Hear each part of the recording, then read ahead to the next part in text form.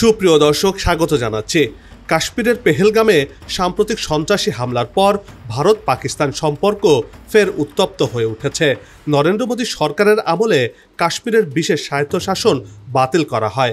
এরপর ভারতের কেন্দ্রীয় সরকার কাশ্মীরে বিপুল বিনিয়োগ এবং অবকাঠামোগত উন্নয়ন শুরু করে। ধারণা করা হচ্ছিল কাশ্মীরের নিরাপত্তা পরিস্থিতি এখন অনেকটাই নিয়ন্ত্রণে, কিন্তু সাম্প্রতিক সময়ের এই হামলা সেই ধারণাকে চ্যালেঞ্জ করেছে। ভারতীয় গোয়েন্দা ব্যবস্থার ত্রুটি স্পষ্ট হয়ে উঠেছে।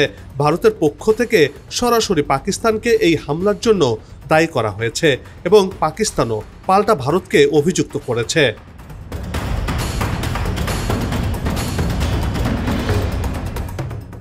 ফলে দুই দেশের মধ্যে কূটনৈতিক উত্তেজনা দ্রুতই সামরিক উত্তেজনায় রূপ নিচ্ছে। ভারত পাকিস্তান সীমান্ত রেখায় দৈনিকই গোলাগুলির খবর সামনে আসছে। সম্মুখ যুদ্ধের দিকে এগিয়ে যাচ্ছে প্রতিবেশী ভারত ও পাকিস্তান।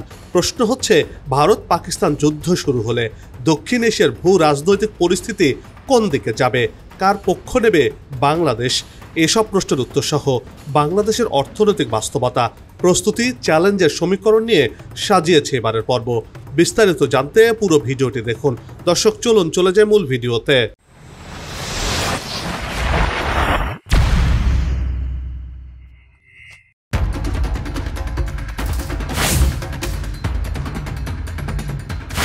কাশ্মীরে হামলার ঘটনাকে কেন্দ্র করে ভারত পাকিস্তানের মধ্যে উত্তেজনা বিরাজ করছে। বর্তমানে দুই দেশের মধ্যে যুদ্ধাং পরিস্থিতি তৈরি হয়েছে।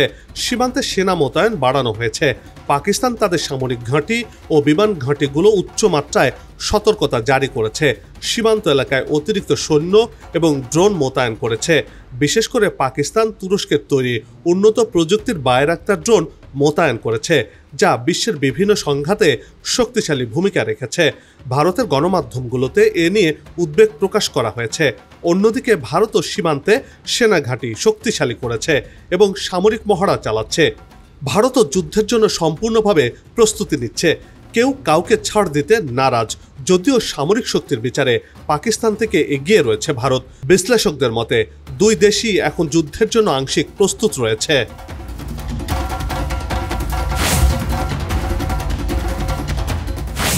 যদি যুদ্ধ শুরু হয়, তাহলে তা শুধু সীমান্ত যুদ্ধেই সীমাবদ্ধ থাকবে না। দুই দেশেরই পারমাণবিক অস্ত্র রয়েছে। কোনো বড় ধরনের সংঘর্ষ খুব দ্রুত পারমাণবিক যুদ্ধের দিকে নিয়ে যেতে পারে বলে ধারণা করা হচ্ছে। একটি পারমাণবিক সংঘর্ষ মানে শুধু ভারত ও পাকিস্তানের জন্য নয়, পুরো দক্ষিণ এশিয়ার জন্য ভয়াবহ বিপর্যয় ডেকে আনবে। কোটি কোটি মানুষের জীবন হুমকির মুখে পড়বে, ব্যাপক অবকাঠামো ধ্বংস হবে, খাদ্য ও পানির সংকট দেখা দেবে এবং পুরো অঞ্চলে দীর্ঘমেয়াদে অস্থিতিশীল হয়ে পড়বে, যা শান্তিপ্রিয় এশিয়ার জন্য কাম্য নয়।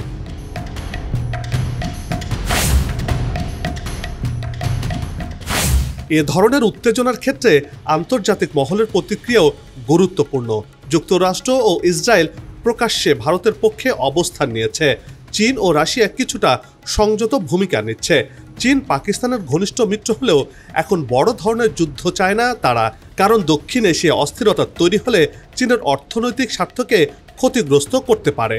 রাশিয়া ঐতিহ্যগতভাবে ভারতের ঘনিষ্ঠ হলেও এই মুহূর্তে তারা শান্তির পক্ষে আহ্বান জানাচ্ছে। ইউরোপীয় ইউনিয়ন ও জাতিসংঘ দুই পক্ষকেই সংযম দেখানোর পরামর্শ দিয়েছে। তবে বাস্তবতা হলো, আন্তর্জাতিক মহলের চাপ থাকলেও দুই দেশের অভ্যন্তরীণ রাজনৈতিক চাপের কারণে উত্তেজনা কমার সম্ভাবনা খুবই কম।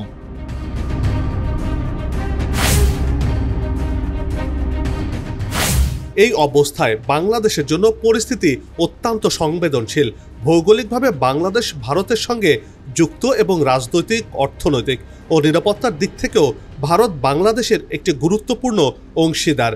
একইভাবে পাকিস্তানের সাথেও বাংলাদেশের সম্পর্ক রয়েছে, তাই যুদ্ধের অভিঘাত বাংলাদেশকেও সরাসরি আঘাত করবে। যুদ্ধের ফলে সীমান্ত এলাকায় নিরাপত্তা ঝুঁকি বাড়বে, শরণার্থী সংকট তৈরি হতে পারে এবং অভ্যন্তরীণ স্থিতিশীলতার চাপ আসতে পারে। খাদ্য, জ্বালানি এবং নিত্যপণ্যের বাজারেও বড় ধরনের অস্থিরতা দেখা দিতে পারে বলে ধারণা করা হচ্ছে।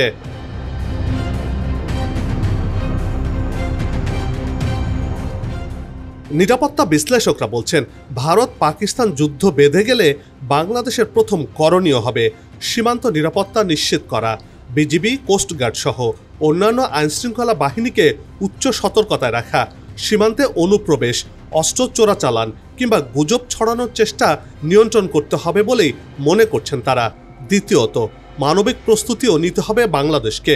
যদি সীমান্তের কাছাকাছি অঞ্চল থেকে শরণার্থীদের স্রোত শুরু হয়, তাহলে দ্রুত আশ্রয়, খাদ্য, চিকিৎসা সেবা নিশ্চিত করতে হবে। 1971 সালের অভিজ্ঞতা মাথায় রেখে সরকারের উচিত জাতিসংঘ সহ আন্তর্জাতিক সংস্থার সঙ্গে আগাম সমন্বয় গড়ে তোলা। অবশ্যই এই বিষয়গুলো ভারত পাকিস্তান যুদ্ধের উপর নির্ভর করছে।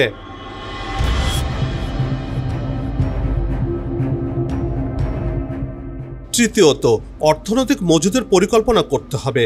যুদ্ধ শুরু হলে আন্তর্জাতিক বাজারে জ্বালানি, খাদ্যশস্য এবং নিত্যপণ্যের দাম হঠাৎ বেড়ে যেতে পারে। ভারত যদি নিজস্ব চাহিদা মেটাতে বেশি পরিমাণে আন্তর্জাতিক বাজার থেকে আমদানি শুরু করে, তাহলে বাংলাদেশের বাজারেও সরবরাহ সংকট দেখা দিতে পারে। আবার বাংলাদেশও ভারত থেকে অনেক নিত্য প্রয়োজনীয় জিনিসপত্র আমদানি করে থাকে। তাই এখন থেকে বিকল্প সরবরাহ উৎস খুঁজে বের করতে হবে এবং নীতি নির্ধারকদের মজুত নীতিতে সতর্কতা অবলম্বন করতে হবে।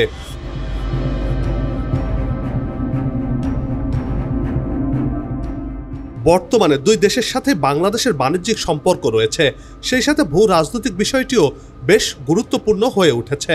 তাই প্রশ্ন আসছে, চিরপ্রতিদ্বন্দ্বী ভারত পাকিস্তানের মধ্যে যুদ্ধ বেঁধে গেলে বাংলাদেশ কোন পক্ষকে সাপোর্ট করবে? এমন প্রশ্নের উত্তরে সামরিক বিশ্লেষকরা বলছেন, কূটনৈতিকভাবে বাংলাদেশের উচিত হবে কৌশলগত নিরপেক্ষতা বজায় রাখা। প্রকাশ্যে কোনো পক্ষের প্রতি অতিরিক্ত সমর্থন জানানো উচিত হবে না।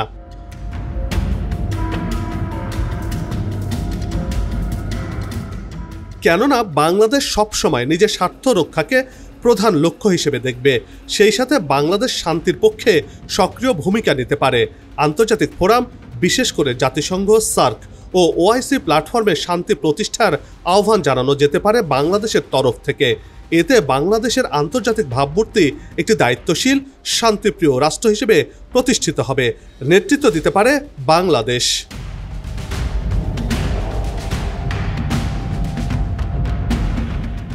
অর্থনৈতিক অভিজ্ঞতার দিকটাও আলাদাভাবে বিবেচনা করতে হবে বলে মনে করছেন বিশ্লেষকরা।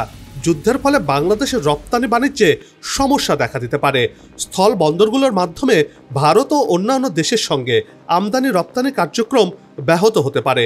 ফলশ্রুতিতে শিল্প খাতে কাঁচামালের সংকট তৈরি হতে পারে।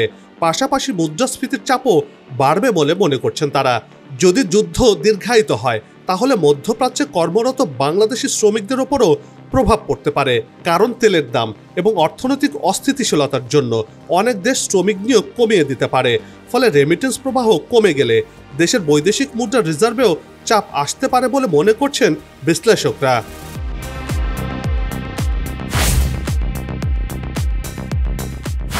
পরিস্থিতি ভয়াবহতা সত্ত্বেও বাংলাদেশের জন্য কিছু সুযোগও তৈরি হতে পারে।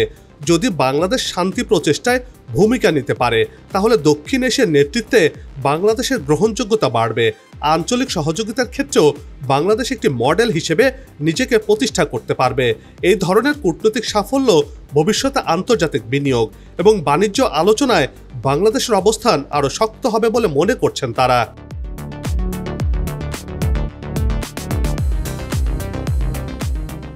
সব মিলিয়ে ভারত পাকিস্তান উত্তেজনা বাংলাদেশের জন্য বড় একটি পরীক্ষা। সংবেদনশীলতা, কৌশল এবং দূরদর্শিতার মাধ্যমে পরিস্থিতি মোকাবেলা করতে হবে।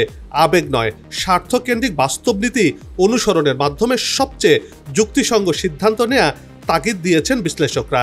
তাই যুদ্ধে কোনো পক্ষকে নয়, বরং শান্তির পথে থেকে বিশ্বে শান্তি ছড়িয়ে দিতে পারে বাংলাদেশ, সেটি বাস্তবায়ন করতে হবে। আগাম প্রস্তুতির মাধ্যমে বাংলাদেশ এই সংকট মোকাবেলা করে বিশ্বের নতুন নজির স্থাপন করবে, সেই প্রত্যাশা করছেন সামরিক বিশ্লেষকরা। তবে এত কিছুর পরও প্রশ্ন থেকেই যায়, বাংলাদেশের কথা কি শুনবে ভারত পাকিস্তান, নাকি কাউকে তোয়াক্কা না করে যুদ্ধ শুরু করে দেবে চিরপ্রতিদ্বন্দ্বী দুই দেশ? এ নিয়ে না হয় প্রশ্ন তুলেই রাখা গেল, আগামীতে এ নিয়ে হবে আলোচনা।